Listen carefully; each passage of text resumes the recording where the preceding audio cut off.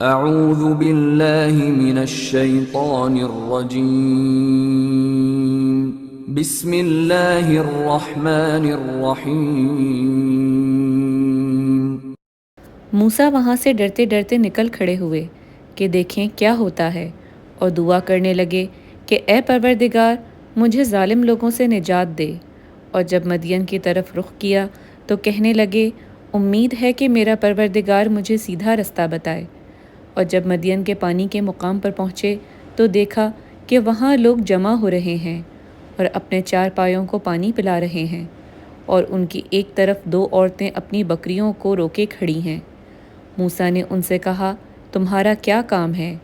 وہ بولیں کہ جب تک چرواہے اپنے چارپائیوں کو نہ لے جائیں ہم پانی نہیں پلا سکتے، اور ہمارے والد بڑی عمر کے بوڑھے ہیں۔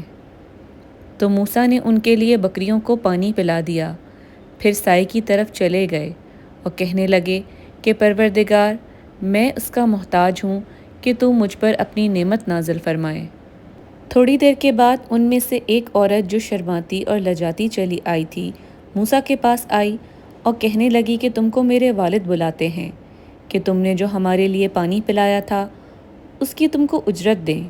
جب وہ ان کے پاس آئے اور ان سے اپنا ماجرا بیان کیا تو انہوں نے کہا کہ کچھ خوف نہ کرو، تم ظالم لوگوں سے بچ آئے ہو۔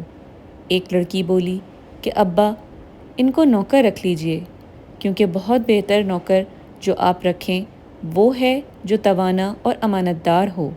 انہوں نے موسیٰ سے کہا کہ میں چاہتا ہوں کہ اپنی ان دو بیٹیوں میں سے ایک کو تم سے بیاہ دوں، اس عہد پر کہ تم 8 برس میری خدمت کرو، اور اگر 10 سال پورے کر دو تو وہ تمہاری طرف سے احسان ہے، اور میں تم پر تکلیف ڈالنا نہیں چاہتا۔ تم مجھے انشاءاللہ نیک لوگوں میں پاؤ گے۔ موسیٰ نے کہا کہ مجھ میں اور آپ میں یہ عہد پختہ ہوا، میں جون سی مدت چاہوں پوری کر دوں، پھر مجھ پر کوئی زیادتی نہ ہو، اور ہم جو معاہدہ کرتے ہیں اللہ اس کا گواہ ہوتا ہے۔ جب موسیٰ نے مدت پوری کر دی اور اپنے گھر کے لوگوں کو لے کر چلے تو طور کی طرف سے آگ دکھائی دی، تو اپنے گھر والوں سے کہنے لگے کہ تم یہاں ٹھہرو، مجھے آگ نظر آئی ہے، شاید میں وہاں سے رستے کا کچھ پتہ لاؤں یا آگ کا انگارہ لے آؤں تاکہ تم تاپو۔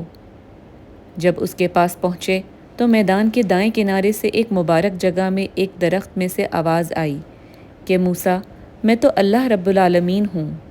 صدق اللہ العظیم۔